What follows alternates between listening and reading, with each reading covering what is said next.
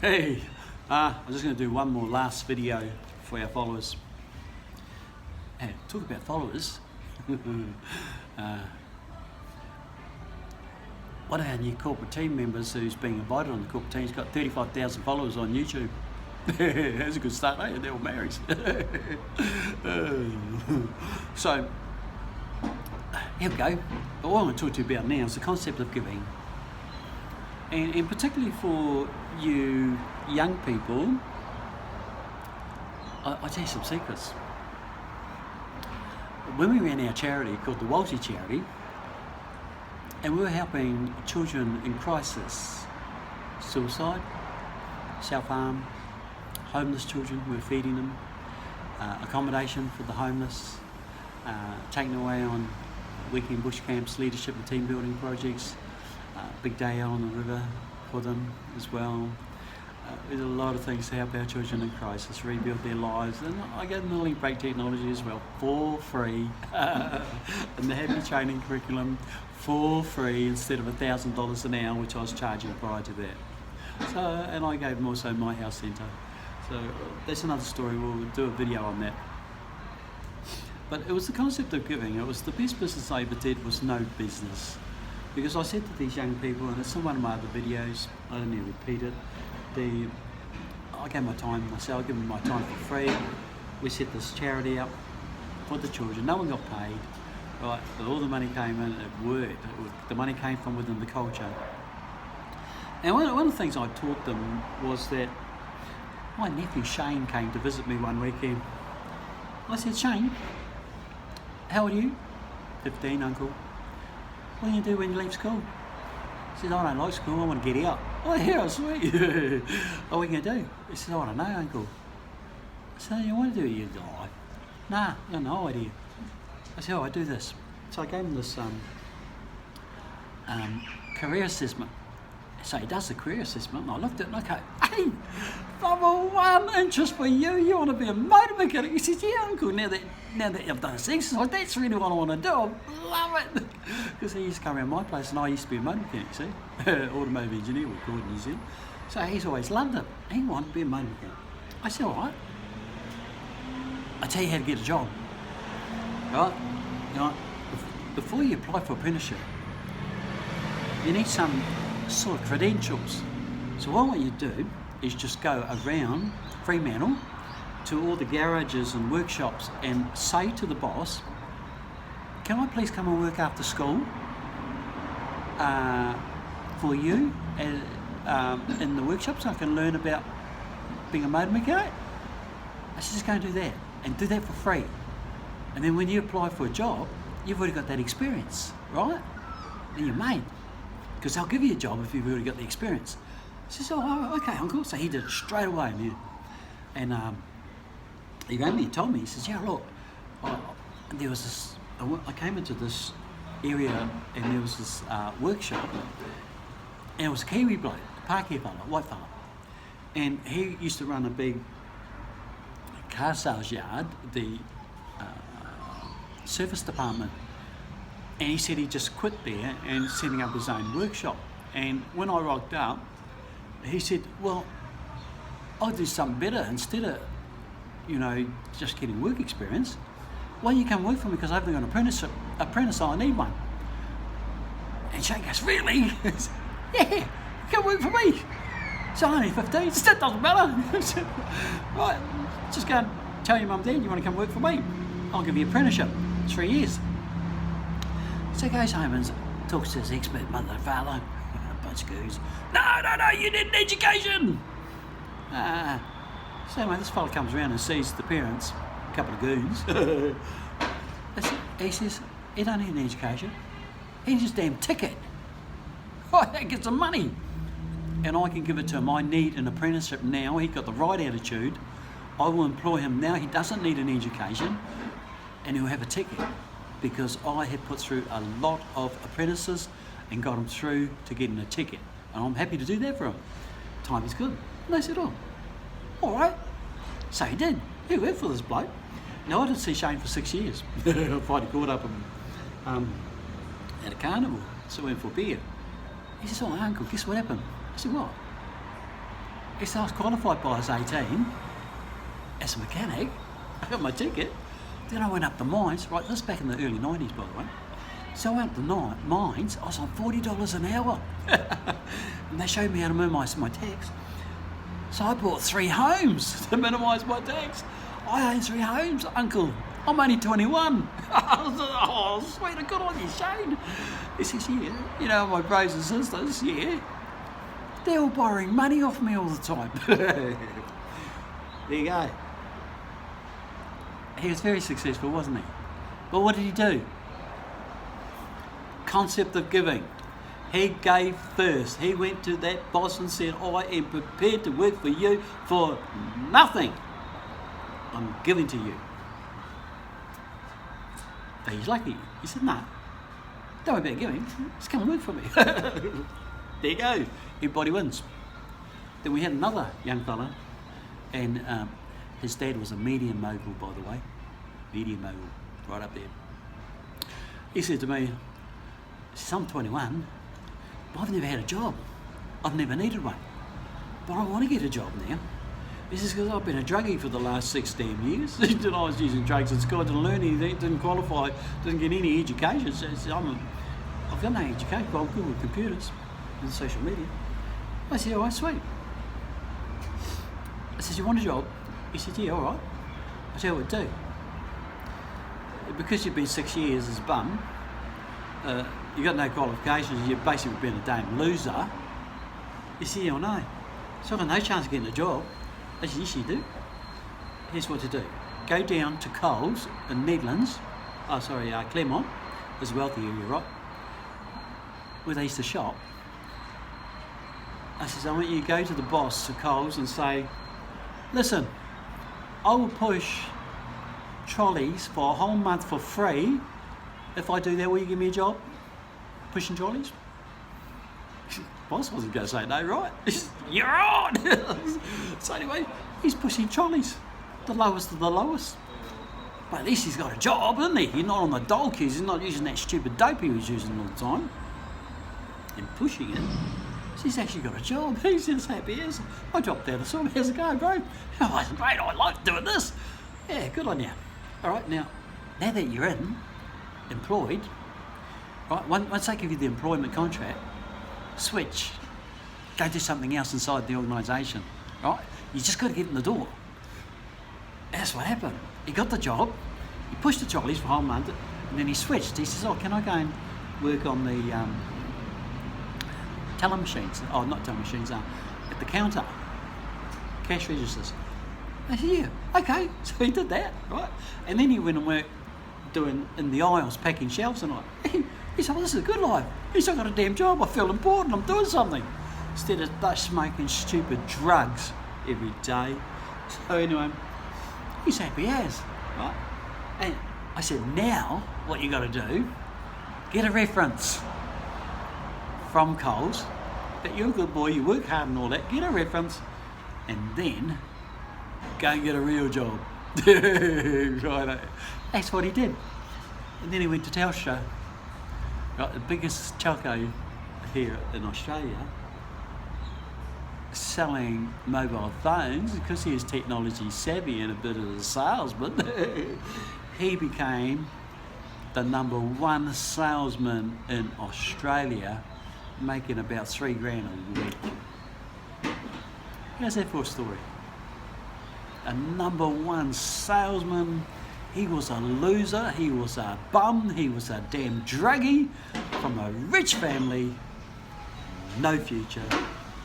But because he listened, he said, no, concept of giving. I want you to go and give to that corporation for free your labour and dedication. Get a reference. And because he listened to my advice, what happened? #1 salesman in Australia.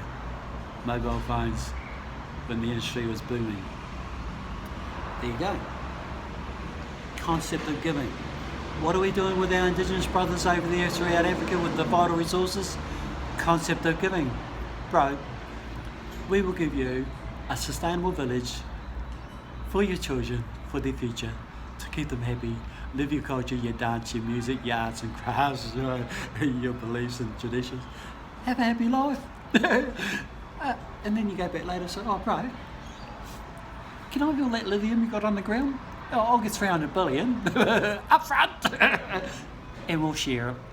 And we'll show you how to invest it wisely and multiply your wealth. Okay, concept of giving. Not the concept of selling, concept of giving, and create the cues. And once you've got the cues, then you select the ones you're going to let into the nightclub. Oh, he a nice leader. He's loving and he's kind. He don't do human rights abuses. I'll let this fella in the club. Right, and his vision, same as ours. I'm going to bang him full time. Come into our club, bro. Jump on our train. And we'll find out where all your resources are, and we'll get all the money up front. We'll put it in your purse, okay? We'll make your nation a wealthy nation, and you'll be the most popular of the politicians. You won't have any problems because we're looking after you, and our underworld will be protecting your back, right? So it's from the Asian underworld to the Maori underworld to the American underworld, you name it, they will be watching your back. So we're looking after your children. You see, the concept of giving, if you have a look at the Walshy charity, I'm going to do a video on that, we've got a PowerPoint presentation, how beautiful that was, what we did for the children in crisis. We saved the lives of children that were suicidal, depressed. We saved the lives of children that were addicted, that were going to end up overdosing and dying. But those children came from the families of the underworld here in Perth.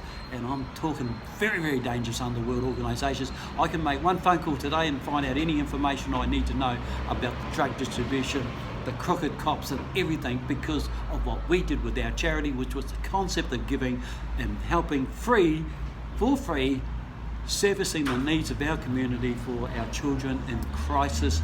And those children were from the underworld, and I had 3 underworld organisations come to me with their assassins that said, have you want anyone you want killed or bashed up? I said, we don't do that sort of stuff, bro. That's not a part of us. We don't do that. But thanks anyway, you know.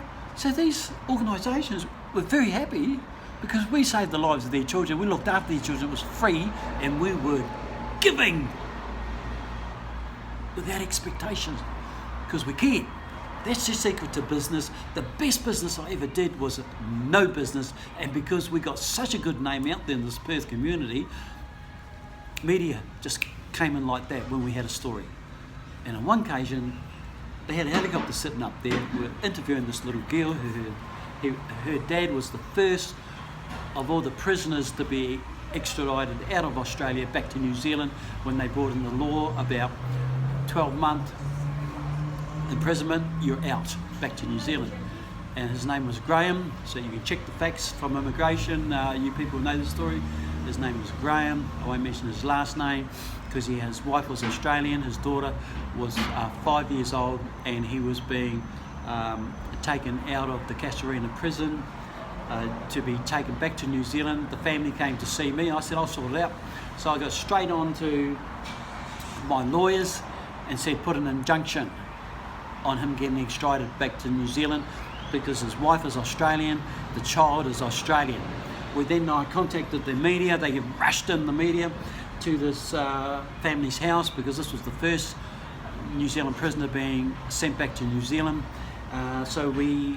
The journalist, she was lovely. She got the little child, sat the child on the couch, and the child was watching her daddy on the motorcycle. He was in the motocross at 14. He was a champion at 14. He came to Australia as a 3-year-old, raised in the Australian society. He was a Maori by birth, but he didn't become an Australian citizen. He became a drug addict. He was a champion at 14, got into what young people do, get into stealing cars, and then he got into the drugs, got hooked onto heroin, did crimes, burglaries and thefts and stuff, but little crimes. He never hurt anyone. And he never did any damage to the community. But he got 12 months, just over 12 months, because at the 12-month period he was due to be deported to New Zealand. The family contacted me one phone call, media there were instant there because of it was our charity, right? Instant response. They were there. There was a vehicle sitting outside. The lead ran out from the microphone out to the vehicle. The vehicle had a sort of cannon thing on top.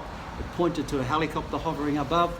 The helicopter sent the signal out to Les Murdy, to the top of the towers. The towers sent the signal out to York, Mount Bakewell. The signal went right across Australia. So all of Australia were watching this live commentary because it was our charity that the media backed.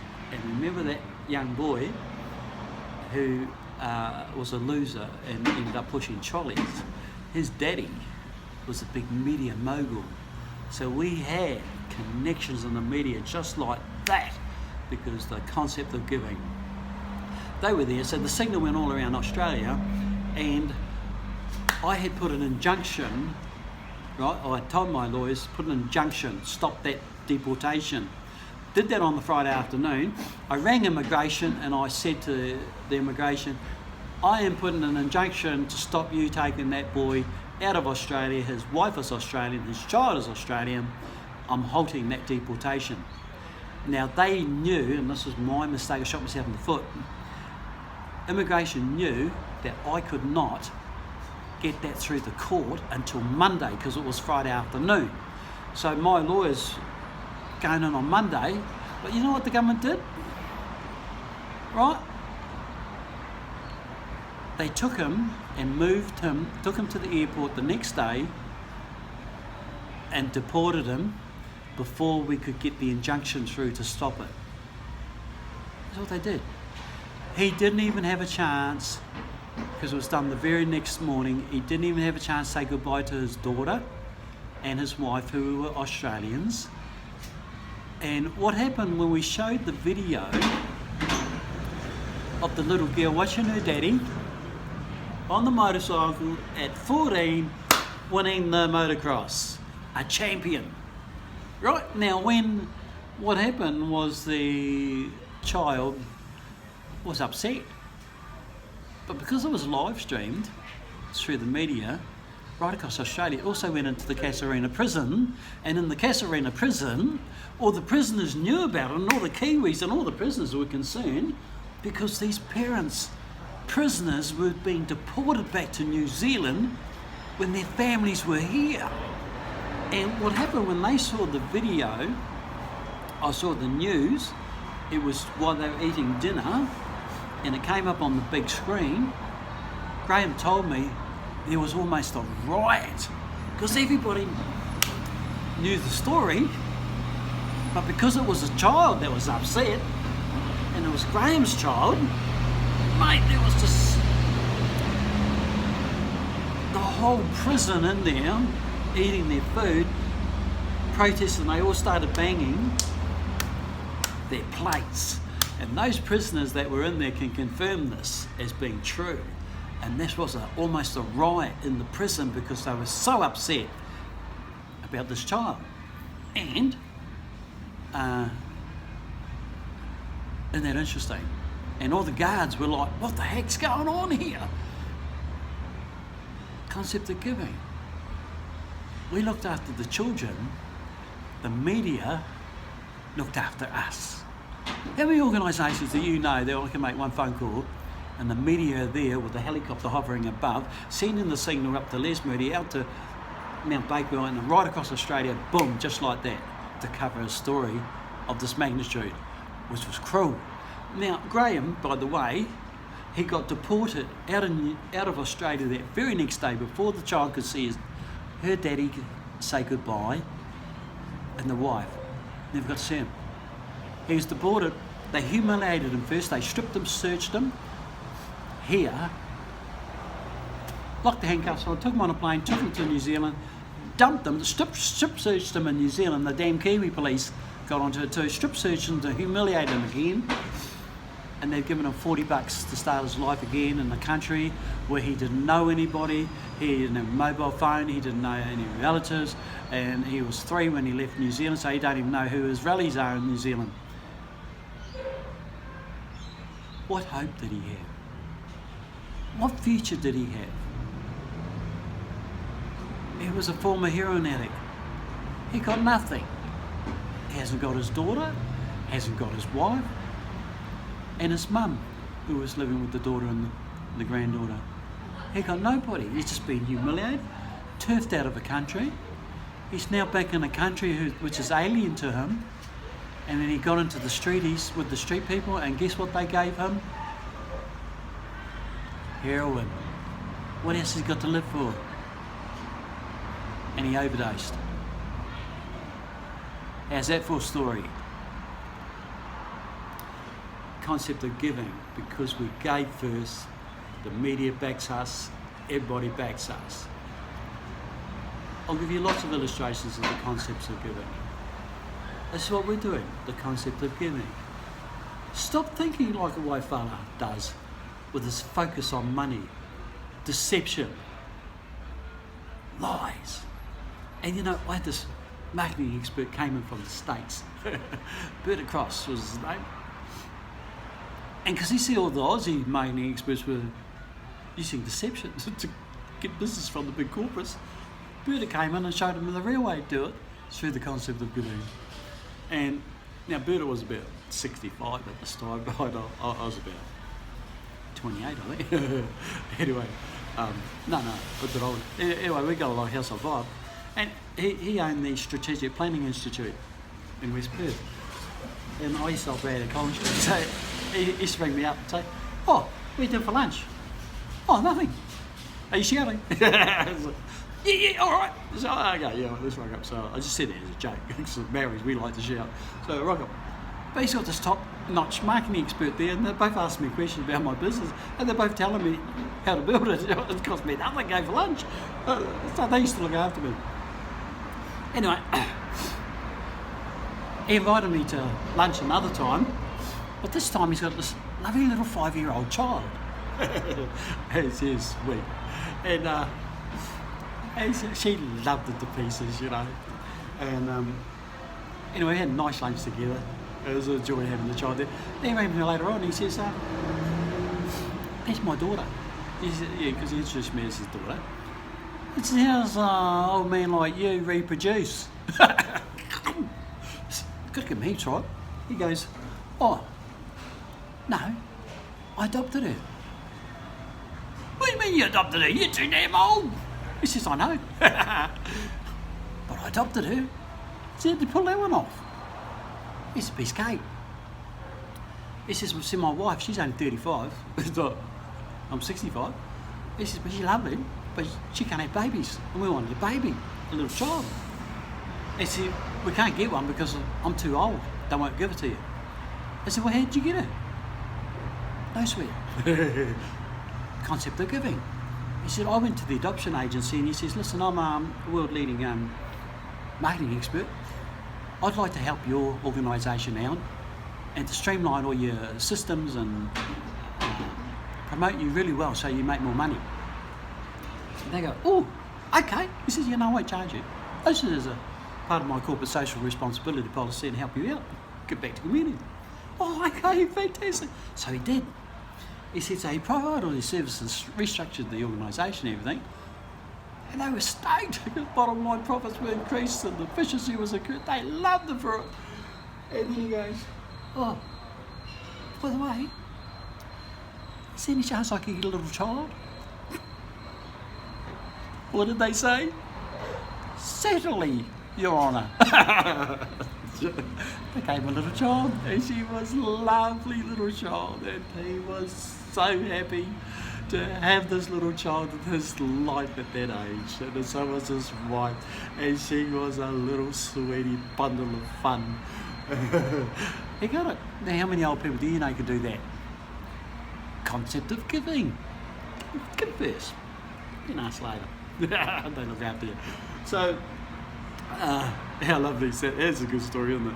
So, and you know, he rings me another time. He says, that time after that, he says, "Oh, by the way, that was he charged $250 an hour in those days." He said, "That only took me 30 hours, not even a week's work." He said, "I worked it out, 30 hours, $250 an hour." That's what that little child's worth to me. He says, but she's worth $100 million, man. I said, mate, you are just such a smart cookie for a white fella. Because I reckon us dark fellas got more brains than you fellas. Like him heaps, eh? Yeah, he's a fun fella. Yeah, so, yeah. So one time we have lunch and we go in this stupid restaurant we're in, right? It's got today's newspaper, right? So it's got the business section is up on the wall on one side, right? And on the other side it's got the sports. So we walk into the urinal and he goes, which one do you want? Do you want the sports or the business section? So while you're having to pay, you're reading all about the sports or the business section. Idiots, eh? So, yeah, fun, you know. Fun people in the organisation. That's what Richard Branson did.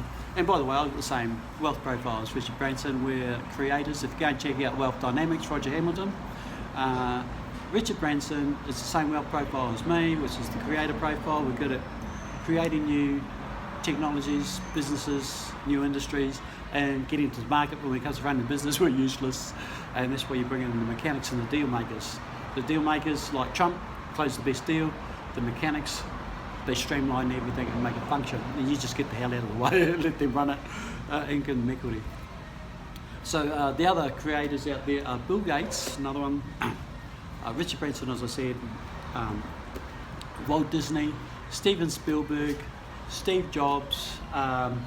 There's quite a few of us. But you see, their products range from $100 to $2,000, right? Mobile phones and stuff. My products, sustainable villages, right? A lot more, isn't it? Up into the billions for sustainable cities. That's the product. Yeah, we're on it with it. And we got the Sustainable Nation Building Industry Conference to create the queues, and I'm going to be the bouncer on the door saying, oh, you aligned to our vision? Come into our nightclub. You'll have the best fun ever. So, there you go. And I've just got 27 minutes. Oh, I talk too much. All right, we'll catch you later. And by the way, I don't really give a hoot what people think, or how I speak, or how I look, or the mistakes in my productions, because that's great. It's just another stumbling block for them to get them out of our lives. We don't like critics and cynics. Get the message, don't kill the messenger, okay?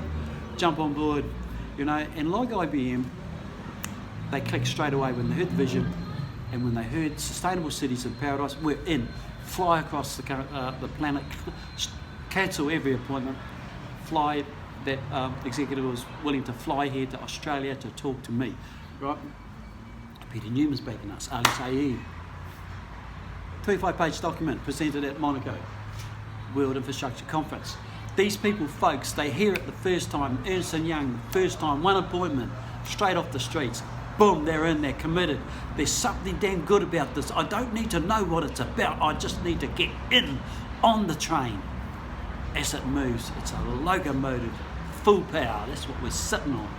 So you've got to get on board, folks. Join us. We are on a magnificent journey to Africa with all their wonderful people and their wonderful wildlife that preserve those wonderful wildlife sanctuaries. How magnificent is that? They have minimal climate change impacts. They don't even know what a hurricane is. They've never had one. Right? They've left their wilderness intact. They haven't cut down all the darn trees because they haven't had all the rotten corporations and from Anglo-American corporations to wreck their environment. And those that did came in, they got ripped off. Good job. We're not here to do that.